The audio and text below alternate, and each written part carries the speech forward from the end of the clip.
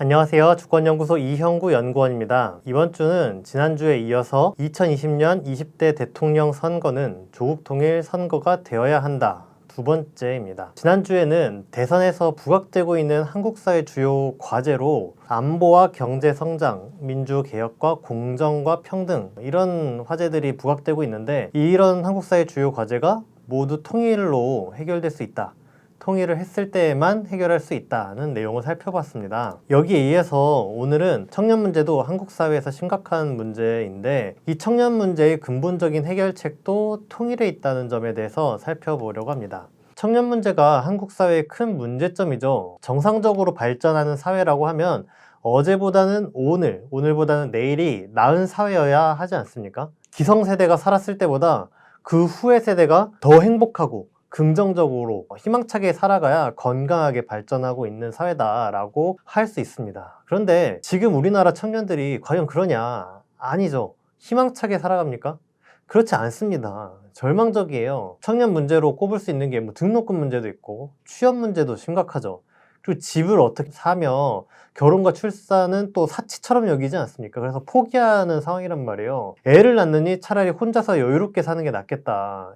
아이를 키울 만큼 여력이 없다라는 상태죠. 군대 문제도 있습니다. 청년 문제 중에. 요즘에 이대남 이야기를 많이 하는데 사실 이대남은 20대에 놀려고 해도 한참 놀 때고 뭐 먹고 살지 모색하고 취직 준비를 하려고 해도 바쁜 시기인데 이 20대 남자가 귀한 20대 시간을 군대로 허비하게 되죠. 그래서 2년이 좀 안 되는 시간인데 이 시간들을 허비합니다. 낭비를 하죠. 그리고 사실 군대 가기 전 시간도 사실상 버리는 셈이에요. 예를 들면 대학생들이 1학년 때부터 영어 공부를 한다고 쳐봅시다. 그러면은 뭐 토익이나 토플 공부를 한다. 근데 이게 20대 남자들에게는 소용이 있어요? 군대 갔다 오면 도루묵이잖아요. 전공 공부도 열심히 하면 물론 학점을 받긴 하겠지만은 뭐 2년 뒤에 뭐 기억이 납니까? 다 새로 시작하는 거예요. 이게 얼마나 낭비입니까? 그리고 남자만 징병제니까 남녀 불평등 논란도 야기가 되잖아요. 그래서 이런 군대 문제도 심각하다. 그래서 청년 문제가 심각하기 때문에 대선 주자들이 청년 공약들을 많이 냅니다. 문재인 대통령도 구직 촉진 수당 지급이라든가 청년 고용 의무제도 이런 것들을 추진했고 이재명 민주당 예비 후보는 청년 기본소득 이런 대표적인 공약을 내세우고 있고 이낙연 민주당 예비 후보는 청년에게 뭐 주택 청약 펀드 뭐 이런 걸 한다거나 주택 주거급여 제도를 두겠다 뭐 이런 공약들을 내고 있어요. 민주당 쪽은 이렇고 뭐 보수 야권도 좀 살펴보려고 했는데 사실 뭐 보수 유력 주자인 윤석열, 최재형은 아직 공약을 발표한 게 없습니다. 딱히. 사실은 뭐 윤석열 같은 경우에는 공약까지는 아니고 청년들을 만나가지고 한 이야기가 있긴 해요. 근데 무슨 얘기를 했냐면은 비트코인 규제 풀어야 된다 이런 이야기를 했어요. 청년들을 만나서. 이게 뒤에서도 이야기를 잠깐 하지만은 어처구니 없는 소리를 한 거예요. 사실은. 청년들이 지금 비트코인을 열심히 하잖아요. 왜 비트코인에 목을 맵니까? 정상적인 방법으로는 부를 축적하거나 안정적으로 생활을 할 수가 없는 거예요. 그만큼 돈을 벌지 못하는 상황인 거죠. 그러면은 청년들이 비트코인에 열광하는 거는 정상적으로 돈을 버는 게 어렵기 때문이다. 비트코인 하지 않고도 잘 살 수 있는 나라를 만들겠다. 이런 얘기를 해야 정상이죠. 근데 윤석열은 비트코인 열심히 해라. 규제 풀어줄게. 이러고 앉아있으니까 한심하지 않습니까? 최재형은 더 한심하더라고요. 출마 기자회견 보니까 준비되어 있는 게 없더만요.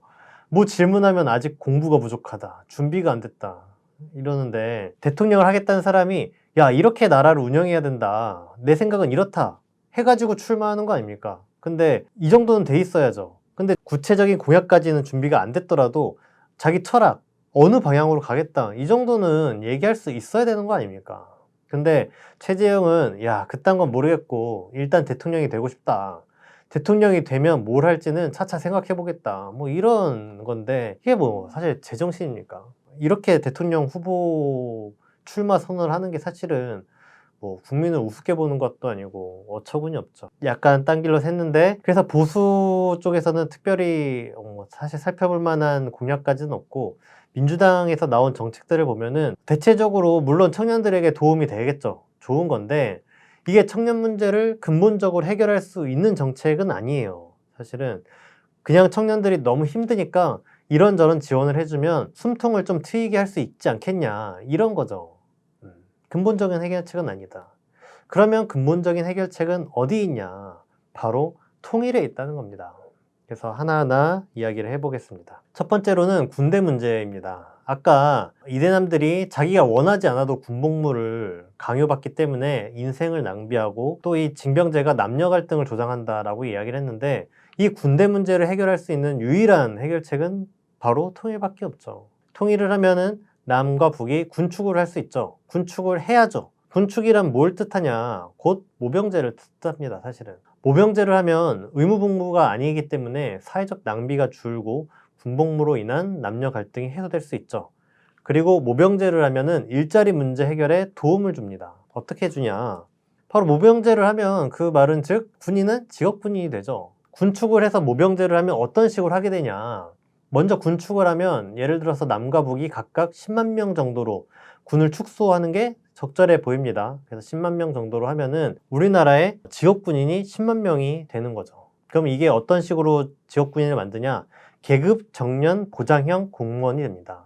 계급 정년 보장형이 뭐냐면은 군인은 다 직업군인이기 때문에 모병된 군인은 부사관급으로 됩니다. 그러면 하사부터 시작을 하게 되는데 전체 군이 10만 명 정도니까 하사는 3만 명 정도로 두게 되겠죠. 그 위에 중사는 절반 정도인 1만 5천 명 정도로 하는 게 적절하겠죠. 그래서 만약 하사에서 중사로 승진하기까지 5년이 걸린다고 하면은 하사가 5년 안에 중사로 승진하고 승진하지 못하는 사람은 전역하는 식이 됩니다. 뭐 비슷하게 일정 기간 안에 중사에서 상사로 진급하게 되고 그 기간 안에 진급하지 못하는 사람은 전역하게 되는 거죠. 그래서 계급별로 정년이 정해져 있다라고 해서 계급 정년 보장형인 겁니다. 이런 식으로 운영해야 되는 이유는 군대 특성상 계속 젊은 사람들, 20대를 계속적으로 충원을 해줘야 돼요. 실제로 전쟁을 하게 되면은 전투를 수행해야 되지 않겠습니까? 그래서 신체 능력이 좋은 20대가 계속 충원이 돼야 되는데, 충원되는 20대를 모두 뭐 정년을 65세다 하면 65세까지 정년을 다 보장해준다 이러면은 군대가 계속 비대해지겠죠. 이제 군대 인력이 다 찼는데, 그래서 20대 신규 채용은 없는데, 이렇게 할 수가 없는 거예요. 계속 20대를 계속 뽑아야 됩니다. 그렇기 때문에 모두를 65세까지 정년을 보장하면 군대가 계속 커진다. 이렇게는 운영할 수가 없죠. 그래서 승진한 사람은 계속 승진을 인정을 해주고, 그러지 못한 사람은 전역을 계속적으로 시켜줘서 새로운 인력을 충원될 수 있는 구조를 만들어야 돼요. 하여튼 이렇게 하면은 군대가 과거에는 쓸데없는 인생 낭비였다가 모병제로 돼서 직업군인이라면은 20대를 위한 일자리가 늘어나게 됩니다. 군 규모가 10만 명이라고 하면은 10만 명 중에 7만 명 정도는 20대로 채워질 걸로 보입니다. 어떤 사람은 이렇게 모병제 이야기를 하면은 야, 모병제 하면 누가 군대 가냐 이렇게 이야기하는 분들도 있어요. 물론 어떻게 모병을 할 건지 방안을 잘 내와야 하는 것도 있는데, 근데 기본적으로 사람들이 이렇게 이야기를 하는 거는 근본적으로는 군복무는 인생 낭비다. 즉 군대 가서 하는 일이나 군대에서 배우는 건 아무짝에도 쓸데없다라는 생각이 깔려 있는 거거든요. 그렇기 때문에 아무도 안 갈 거라고 생각하는 겁니다. 근데 오늘날 군대가 왜 쓸데없는 인생 낭비처럼 여겨지냐, 그 근원을 파고 들어가면은 사실은 지금 우리 군이 하는 일이 뭡니까? 동족인, 같은 민족인 북한을 향해 총뿌리를 겨누고 있기 때문이에요. 동족이랑 싸우고 동족이 적이라고 그러고 죽이라고 하는데 여기서 어떻게 보람을 느낍니까? 이게 통일이 되면 변합니다. 통일이 되면 우리 군이 뭘 하게 됩니까? 동족인 북한을 향해서가 아니라, 예를 들어서 일본이 독도를 뺏으려고 그래. 그러면은 독도를 빼앗으려고 달려드는 일본이랑 맞서서 독도를 지켜내는 일을 하는 거예요. 그러면 이 군인들이 쓸데없는 일을 하는 거라고 생각이 들겠어요? 국민이 보기엔 또 어떻습니까? 이 군인들이 쓸모없는 인생 낭비를 하는 거예요? 아니에요. 자랑스러운 일을 하는 겁니다. 자랑스러운 일을 하는 거고, 이 군인들도 스스로 보람을 느낄 수밖에 없어요. 긍지를 느끼고. 그래서 통일을 하면 군의 성격과 구조가 바뀐다. 그러면 청년들은 직업으로 군복무를 하게 돼서 일자리가 생기고, 군인들이 그리고 보람차게 군복무를 할 수 있다는 겁니다. 그리고 아까 얘기한 것처럼 모병제를 함으로써 징병제가 만들던 남녀 갈등 문제도 해소된다. 통일이 되면 같이 해결되는 게 뭐냐면 청년들의 안전 문제예요. 전쟁이 일어나면 전 국민이 고통을 받습니다. 근데 특히 그 중에서 이대남 같은 경우에는 전쟁의 총알바지로 동원이 됩니다. 그래서 제일 먼저 죽고 제일 많이 죽는 게 이대남입니다. 그래서 이 점을 사실 잘 봐야 된다. 이런 관점에서 보면 이준석 국힘당 대표가 얼마 전에 흡수통일을 하자 이런 식으로 이야기를 한 적이 있어요. 이 이준석 국힘당 대표는 완전히 나쁜 정치인입니다. 반청년 범죄자라고 할 수 있어요. 왜냐? 흡수통일이라는 게 뭐예요? 결국엔 북한을 붕괴시키겠다는 거거든요. 그래서 북한이랑 대화도 외교도 필요 없고, 그러니까 통일부도 그냥 없애버리고 통일교육도 안 해도 된다. 무조건 우리는 북한 붕괴한다. 이렇게 얘기했거든요, 이준석이. 이게 무슨 소리냐? 만약 이준석이 대통령이 된다면은 북한을 붕괴시키려고 적극적으로 행동하겠죠. 그렇게 되면 필연적으로 남북 충돌이 일어납니다. 그러면 즉 결과적으로 이대남을 죽음의 길로 내모는 거나 다름없어요. 이제 곧 군대 가시는 여러분들 생각해 보세요. 군대 가 있는 동안에 맨날 한국이 북한이랑 싸우네 마네 해가지고 군사 위기가 고조돼 있으면 좋겠습니까? 그러면 너무 자랑스럽겠어요? 그게 아니면 판문점 선언이나 이런 식으로 남과 북이 대화하고 평화로운 분위기를 만드는 게 좋겠습니까? 당연히 후자 아닙니까? 그래서 이대남이 전쟁의 위험에서 해방되는 건 바로 통일을 실현할 때다. 통일을 하면은 전쟁이 일어날 일이 있을까요? 어디 UN 평화유지군에 뭐 지원해가지고 파병 가고 이런 거 아니면은 전쟁에 동원되는 일이 없어진다. 뭐 미국이나 중국이 우리나라랑 싸우겠어요. 지금은 일본이 뭐 가끔씩 독도 영유권 주장하면서 도발하지만은 통일되면 핵보유국입니다. 통일민족 국가는. 일본이 덤비질 못하죠. 그래서 청년들의 안전 문제를 통일이 근본적으로 해결해 준다. 그래서 군대 문제를 살펴봤고요. 다음으로 경제 문제를 좀 이야기를 해보려고 합니다. 청년들의 경제 문제가 심각한데 이 해결책도 통일에서 나온다는 이야기인데요. 먼저 통일 경제에 대해서 분류를 해보자면은 크게 세 가지 영역으로 나눠서 이야기할 수 있겠습니다. 첫째는 남과 북이 협력을 해서 만들어지는 경제 영역. 예를 들면 개성공단, 그리고 뭐 북한의 지하자원을 공동으로 개발한다. 경제 특구를 만들어서 운영한다. 이런 것들이죠. 두 번째는 남과 북이 연결되면은 동북아로 뻗어나갈 수 있지 않습니까? 이 동북아로 뻗어나가면서 생기는 경제 영역이 있어요.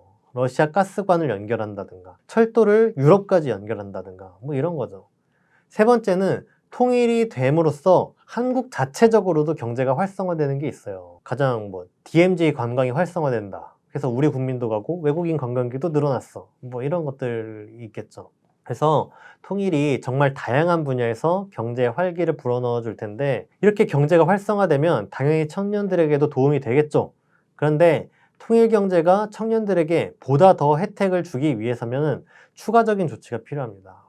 왜냐하면 그냥 남북 경협을 마구잡이로 추진하게 뭐 경협하고 싶은 기업이 있으면 알아서 해라. 뭐 이런 식으로 하면 어떻게 됩니까? 자칫하면 재벌들만 꿀 빨고 서민들에게는 빛 좋은 개살구 그림의 떡이 될 수도 있어요. 뭐 낙수 효과처럼 미미하게 뭐 혜택이 조금 돌아오는 정도가 될 수도 있죠. 그래서 통일 경제가 청년에게 혜택으로 돌아가게 하기 위해서는 그럴 수 있는 구조를 만들어주는 게 필요하다. 그러면 통일 경제로 청년에게 혜택을 주기 위한 방안이 뭐가 있냐? 이것도 세 가지로 영역으로 보려고 하는데 첫 번째로 일자리를 청년들에게 줄 수 있다. 어떻게 해주냐? 그 방안 중에 하나로 제시하는 거는 남북경협을 하는 국영기업을 만들고 여기 신입사원을 20대 청년들로 채우는 게 어떠냐는 겁니다. 일단 국영기업이란 거는 우리나라에서도 포스코의 전신인 포항제철이 국영기업이었죠. 철강이 당시 중요한 사업이어서 국영기업으로 해자 해가지고 한 겁니다. 이처럼 남북경협도 모든 산업 분야까지는 아니더라도 중요 산업 분야에 대해서는 국영기업을 만들어서 운영할 필요가 있다. 그 대표적인 사례가 석유가 있죠. 북한에 석유가 있다는 거는 이제 뭐 널리 알려진 사실이라고 봅니다. 많이 알려져 있는 게 정주영 현대 명예회장도 평양이 기름바다 위에 떠 있다 이러면서 당장 석유관을 연결하겠다고 김대중 대통령에게 건의하고 그랬다 그래요. 영국의 지질학자는 북한에서 탐사 작업을 한 적이 있었는데 2015년에 이야기한 게 뭐냐면은 북한이 원유 생산을 안 하고 있는 게 놀랍다. 대체 왜 안 하고 있냐 이런 얘기를 했어요. 그 사람에 따르면은 평양은 물론이고 뭐 재령, 안주 뭐 이런 지역과 서안만이면은 북한과 중국의 국경지대 쪽에 있는 바다거든요. 이 서안만과 동해 이런 데 석유가 있다는 거예요. 만약 남북 경협으로 석유를 캔다면은 이건 국영기업으로 해서 국가가 주도하고 관리하는 게 바람직하지 않겠냐. 뭐 석유뿐만 아닐 수도 있어요. 뭐 마그네사이트라든가 뭐 이런 식으로 전략적으로 봐야 할 자원들도 있고 그렇습니다. 그래서 이런 주요 산업이나 품목을 다룰 국영기업을 만들면 이 국영기업의 어떤 사람을 고용할 거냐, 어떤 기준으로 고용할 거냐, 이걸 통제하기가 쉽죠. 필요한 곳에는 경력직도 고용해야겠지만은 신입사원이나 이런 가능한 부분은 20대, 뭐 청년 신규 채용으로 채우자. 그러면 통일경제가 남북 경협이 청년에게 혜택으로 돌아간다. 이런 비슷한 공약을 낸 후보가 있어요. 추미애 후보도 남북 경협 사업에 5% 청년 의무 고용을 하겠다 이런 공약을 냈는데 좋은 공약이라고 할 수 있죠. 근데 민간 기업이면은 이런 정도로 할 수 있고 국영 기업을 하면은 5% 이상도 할 수 있다. 그럼 청년에게 일자리를 제공할 수 있다는 겁니다. 그 다음으로는 기업이 일자리를 제공해 줄 수도 있지만 청년들이 사업을 할 수도 있지 않습니까? 이 청년들이 사업하는 거에서도 특혜를 줘야 된다는 거예요. 올해 5월경의 언론 보도를 보면 경북 상주에 청년들이 창업을 해가지고 성공을 했는데 이 청년 창업 때문에 지역 상권이 살아났다. 이런 사례가 보도가 된 적이 있어요. 근데 이런 청년 창업 지원 프로그램을 경북 상주 말고도 다른 지자체에도 많이 있습니다. 이런 것처럼 남북 경협에도 청년 창업을 지원하고 특혜를 주는 걸 하자는 거예요. 뭐가 있을 수 있냐면은 유력한 공동 창업 분야 중에 하나가 IT입니다. 북한이 IT 분야에서 경쟁력이 있어요. 그래서 협력할 가능성이 높은데 어떤 사례가 있냐면 한국의 한 사업가가 북한 기술자들이랑 함께 인공지능을 이용한 얼굴 인식 기술을 개발한 적이 있어요. 이게 관련 세계 대회에서 6위도 하고 뭐 그랬거든요. 이런 사례만 봐도 남북 경협이 충분히 가능성이 있다는 걸 알 수가 있습니다. 이런 식으로 아이디어나 남과 북이 협력할 수 있는 분야가 무궁무진하지 않겠어요? 이것도 추미애 후보가 공약을 낸 게 있어요. 관련해서 남북 대학생 교환학생도 추진하고 청년 평화기금을 설치해서 뭐 청년들의 교류 협력을 지원하겠다고 했는데 이런 기금을 남북 청년들의 공동 창업을 지원하는 데 쓰면 참 좋겠죠. 다음으로는 복지 측면에서도 통일경제가 청년에게 혜택을 줄 수 있죠. 혜택으로 돌아가도록 구조화하자는 겁니다. 구체적으로는 남북 경협 사업에 청년을 위한 목적세를 매기자는 거예요. 목적세는 애초에 어디에 쓰겠다고 용도를 정해놓고 세금을 받는 걸 말합니다. 예를 들면 자동차세에는 자동차세의 30%가 지방교육세로 쓰이게 되어 있어요. 그러면 남북경협에도 이런 청년을 위한 목적세를 매기자는 겁니다. 그 목적세를 어떤 목적세를 할 거냐 그걸로 제시하는 거는 대학 등록금 지원세와 청년 기본소득세를 하면 어떠냐고 제안합니다. 그러면은 통일경제, 남북경협의 효과로 대학 등록금을 인하하는 결과를 낳을 수가 있죠. 뭐 대학 안 가는 청년들은 그러면 혜택을 못 받는 거 아니냐, 소외된다 이런 지적이 있을 수 있는데 그럴 경우에는 상응하는 혜택을 주는 것도 고려해 봄직하죠. 청년 기본소득세의 경우 이재명 후보가 제안한 게 있어요.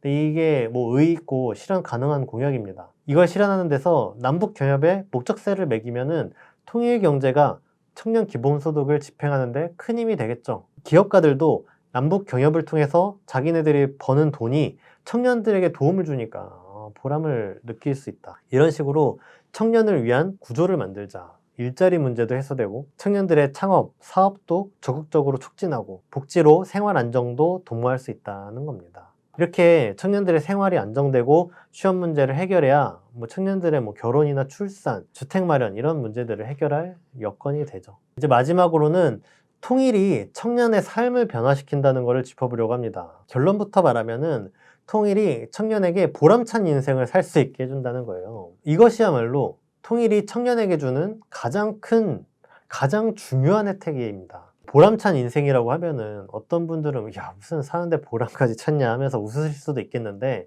사실은 이게 우리 사회의 큰 문제라고 할 수 있어요. 보면 희망을 말하는 광고거든요. 근데 희망을 말하면서 문구가 뭐냐, 오늘보다 내일이 더 따뜻하다. 희망이란 게 그런 거죠. 오늘보다 내일이 나을 거야. 과거에 한국 사람들이 한국 전쟁도 겪고 가난하고 힘들었죠. 그런데 경제가 성장하고 그러니까 일을 구해서 일을 하면 돈을 모을 수가 있고, 그래도 경제가 성장하고 이러니까 일을 구해서 일을 하면은 돈을 모을 수가 있고, 그 모은 돈으로 뭐 지하방에서 살다가 지상에 있는 방을 구했고, 월세를 살다가 자기 집을 마련하는 내 집 마련의 꿈을 이뤘다. 이런 말도 많이 했단 말이에요. 이런 성취를 얻으니까 희망이 있었죠. 오늘보다 내일이 더 나을 거라는 희망이 있는 거죠. 근데 지금은 어때요? 희망찬가요? 먼저 청년들은 일을 하고 싶어도 일할 곳이 없어요. 아니, 국가적 차원에서 보면, 사회적 차원으로 보면 노동자들이 일을 해야 나라 경제가 발전할 거 아닙니까? 핸드폰 한 개라도 더 만들어서 더 팔아야 될 거 아니에요. 근데 일할 데가 없어서 놀고 있어요. 이게 얼마나 심각한 문제입니까? 취직해도 뭐예요? 임금이 너무 적어요. 이 임금 가지고는 내 한 몸 어떻게, 뭐 윤석열이 말하는 부정식품 먹으면서 맨날 라면 먹고 이러면서 살 수는 있겠죠. 근데 뭐 이 돈 가지고 노후 준비를 한다든가 재산을 비축해서 풍요롭게 산다든가 집을 산다든가 할 수가 없어요. 그 다음에 뭡니까? 그런 일자리마저 되게 불안정해요. 신입사원 중에 70%가 1년도 안 돼가지고 첫 회사를 떠나고 10년 동안 이직을 평균 4번 한다고 합니다. 어떤 사람은 10년 동안 4번 이직한다더라가 아니에요. 평균 4번을 이직한다. 이런데 어떻게 안정적인 미래를 꾸릴 수가 있습니까? 그러다 보니까 사람들이 공무원으로 몰리는데 이것도 웃겨요. 이 기사 제목 보세요. 대기업을 다니다가 힘들어서 공무원을 갔는데 그것도 너무 힘들고 박봉이다. 그래서 좌절했다. 문제는 그래도 공무원이 가장 나은 직업이라는 거예요, 지금. 일자리 보장받고 연금 나오니까 이게 최선인데 이 최선의 선택지도 청년들에게 좌절을 안겨주고 있다. 이러니까 어때요? 청년들의 희망이 뭡니까? 야, 일해서는 임금 받고 먹고 살아서는 희망이 없다. 청년들의 희망은 뭡니까? 옛날엔 부동산 투기라고 그랬어요. 지금은 부동산이 너무 올라가지고 대출을 영혼까지 끌어올려도 집을 살 수가 없어요. 돈 없는 청년에게 뭐 10몇 억씩 빌려줍니까? 서울 집값 10몇 억씩 하잖아요. 그래서 부동산 물 건너갔고 남는 건 비트코인인 거예요. 청년들이 비트코인에 열광하지 않을 수가 없죠. 이거 말고는 불을 쌓고 안정적으로 살 방법이 없어요. 근데 비트코인은 실물 경제가 아니니까 투기 자본의 놀이터잖아요. 완전히 오락가락하고. 그래서 패가망신하는 사람도 있지 않습니까? 재산 탕진했다는 사람들이 SNS에도 많아요. 그러면 어떻게 해야 돼요? 정말 희망이 없잖아요. 자포자기를 하게 되죠. 청년들이 욜로족이 되는 거 아닙니까? 야, 한 번 사는 인생 아득바득 개미처럼 살아서 뭐하냐? 개미처럼 살면 잘 사냐? 그렇지 않잖냐? 그럴 거면은 뭐하러 아득바득 사냐? 그냥 놀고 먹고 죽자. 이런 거죠. 오래 살면 뭐하냐? 오래 사는 게 중요해요. 가난하고 힘들고 아프게 오래 살면 뭐해요? 결혼하고 애기 낳고 기르느냐고 돈 퍼부면 그럴 만한 여력이 없는데 차라리 결혼도 안 하고 애기도 안 낳고 그냥 나 혼자 살 만큼 살고 일찍 죽고 그게 더 재밌게 사는 길 아니냐. 이러니까 청년들이 쾌락을 추구하게 되는 거죠. 그래서 코로나19 사태가 횡행해도 청년들은 술 먹고 클럽 가지 않으면 안 되는 거예요. 야, 뭔데 내가 지금 재밌게 살아야 할 내 청춘을 허비하냐. 코로나19 그냥 걸리고 만다. 이런 거죠. 또 이런 현상도 있어요. 외제차를 사는 거예요. 돈 한 푼 없는데 전액 할부로. 왜 그래요? 이게 엄청난 부담이 될 거 아니에요. 근데 승차감보다 하차감이라는 말이 요즘에 있대요. 차에서 내리면 외제차를 타고 가다가 차에서 내리면 야, 사람들이 이렇게 쳐다보는 거죠. 우와. 사람들이 우아하고 쳐다보면 뭐예요? 그거 이용해가지고 이성 꼬시는 거예요. 실리는 쥐뿔도 없으면서 뭐 자기가 알바하는 돈, 취직해서 나오는 월급 다 외제차 할부 이자 내는데 쏟아부으면서 뭐 남자 기준으로 보면은 여자 꼬시고 다니는 거죠. 그러면 다른 사람들이 어떻게 봅니까? 야, 어휴, 저 한심한 인생. 이렇게 봐요? 청년들 사이에서 안 그래요. 인스타 같은 SNS에 휘황찬란한 허영심 가득한 게시물 올리면은 사람들이 부러워합니다. 시기하고 질투하죠. 야, 너무 좋겠다. 이렇게 허영심과 쾌락, 부러움과 시기, 질투로 삶을 채워서 사는 거죠, 청년들이. 이런 사람들은 동전의 양면처럼 다른 사람을 무시하고 경멸하는 태도를 갖기 마련입니다. 외제차 타는 사람들이 부럽고 질투나 그러면 가난하거나 없어 보이거나 모자라 보이는 건 어떻겠어요? 혐오스럽겠죠. 경멸스럽겠죠. 나보다 낫다고 생각하고 얕보이죠. 그러니까 왕따 같은 게 나오는 거 아닙니까? 이거 좀 됐지만 배국의 학폭 사태도 보세요. 흉기로 협박하고 돈 뺏고 일베 같은 경우에도 세월호 참사 자기 또래 아이들에게 온갖 혐오 표현을 쏟아내고 단식하는 유가족 앞에서 폭식투쟁 하잖아요. 그리고 일베에서는 자기 뭐 여동생 특히 사진 올리면서 성적 대상화로 삼고 희덕거리기도 했어요. 이게 인간이 인간으로 보면은 이런 짓을 어떻게 합니까? 최근엔 양궁의 안산 선수 머리가 짧다고 공격당했어요. 머리가 짧다고 페미니스트다. 안산 선수는 페미니스트니까 자기가 공격하는 게 정당하다. 공격당할 만해서 공격당하는 거다. 이런 정당화가 어디 있습니까? 폭력적이잖아요. 이렇게 다른 사람을 멸시하고 무시하고 어떻게든 트집 잡아서 공격하려고 든다. 청년들이 왜 이렇게 다른 사람을 멸시하고 공격할까? 대표적인 요인 중에 하나는 다름 아닌 군대입니다. 군대에서 배우는 게 뭐예요? 북한은 뭡니까? 같은 민족이에요. 근데 같은 민족인 북한을 빨갱이다, 적이다, 그래서 죽여야 된다. 이걸 가리키는 게 군대잖아요. 5.18 때 보세요. 그래서 이때 투입된 군인들이 뭐 다 이상한 사람들이어가지고 광주 시민들 학살했습니까? 아니에요. 평범한 가정의 아들, 딸이에요. 그 사람들이 어떻게 광주 시민들을 저렇게 개패듯 패냐. 왜냐면 빨갱이라고 하니까. 빨갱이는 죽여도 되니까. 아니, 죽여야 되는 거죠. 군대 논리로 보면. 이 사진은 마치 한국전쟁 때 일어난 학살 사진 같지만 아닙니다. 베트남 전쟁 때 한국군이 베트남 사람을 학살한 사진이에요. 그때 한국 군인한테 베트남 사람은 사람이 아니었던 거죠. 지배하고 짓밟아야 할 대상이었던 거예요. 이게 침략 전쟁의 속성입니다. 이때 한국군도 위안부 범죄를 저질렀어요. 대립과 정복, 쾌락, 이런 게 침략 전쟁이 추구하고 가르치는 것들이에요. 20대들에게 만연해 있는 가치관이 바로 이런 거다. 이게 정말 이대로 괜찮냐는 거예요. 이대로 가면 대한민국이 어떻게 되겠습니까? 청년의 인생을 망치고 나라를 파국으로 이끄는 길이죠. 이거야말로 망국병입니다. 이걸 전환시키는 게 바로 통일이다. 통일 자체가 남과 북이 서로를 이해하고 사랑하고 연대하고 서로를 배우는 과정이죠. 대립과 정복, 쾌락이 사라지고 그 자리에 사랑과 연대, 긍지와 자부심이 채워지게 됩니다. 그리고 통일이 되면 여러 가지 변화가 생기고 사회가 흥성흥성하고 자꾸 발전하게 되죠. 그래야지 청년들도 자기 인생에서 무슨 일이 일어날지, 어떤 기회가 있고 뭘 잡아볼 건지 긍정적인 기대를 하게 됩니다. 사실 국민들이 고구려처럼 민족이 강성할 때나 세종대왕이나 이순신의 이야기를 접하거나 안중근 의사같이 훌륭한 사람들의 인생을 배우거나 아니면 김연아, BTS, 윤여정, 김연경 이런 사람들의 소식을 들으면은 누구나 자랑스러워하고 자긍심을 느낍니다. 반대로 신라가 당나라를 끌어들여서 고구려를 망하게 하거나 그 결과 영토를 뺏겼어.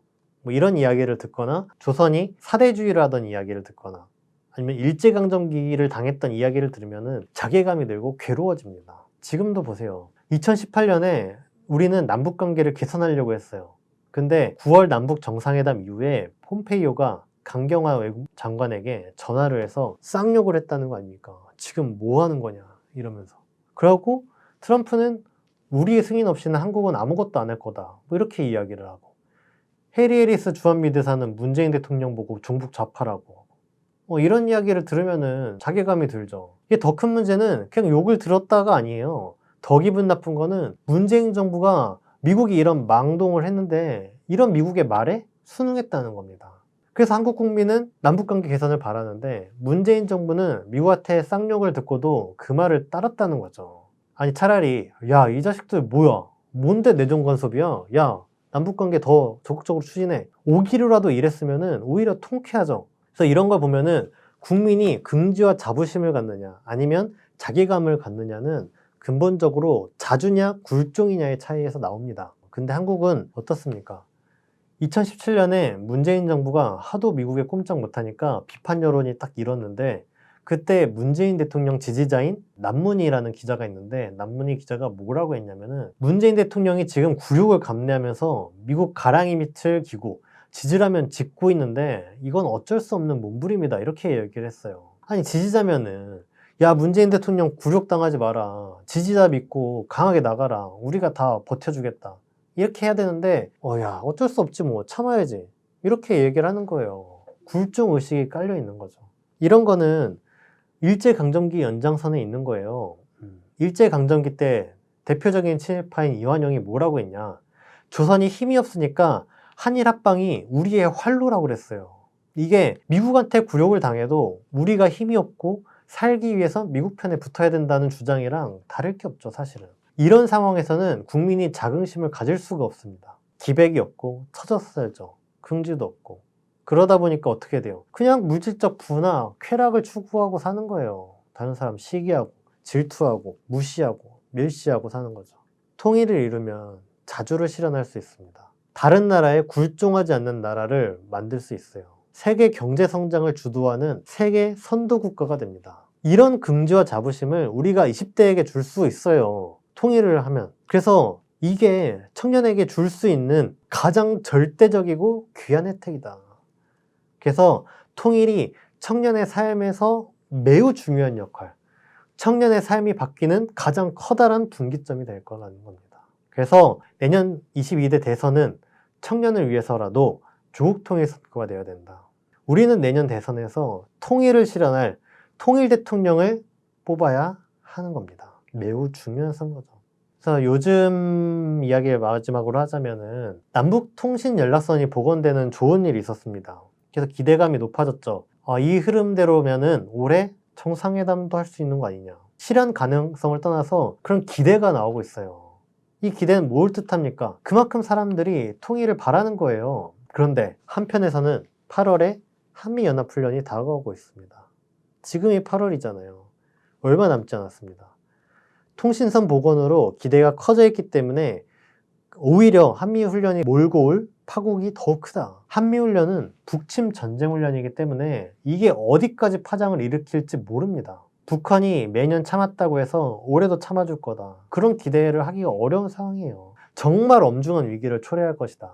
그래서 한반도를 하반기부터 대선까지 남북관계가 파국을 맞고 대결의 소용돌이로 빠뜨리느냐, 아니면 남북관계의 개선의 흐름을 고조시켜서 대선을 조국통일 선거로 만들고 통일을 실현하는 희망찬 내일로 나아가느냐, 이게 8월 한미훈련 중단에 달려있다는 겁니다. 그래서 지금은 결단을 내리고 평화와 번영, 통일을 실현하는 대로 모아 나가야 할 때입니다. 오늘 아침 햇살은 여기까지 하도록 하겠습니다. 시청해주셔서 감사합니다.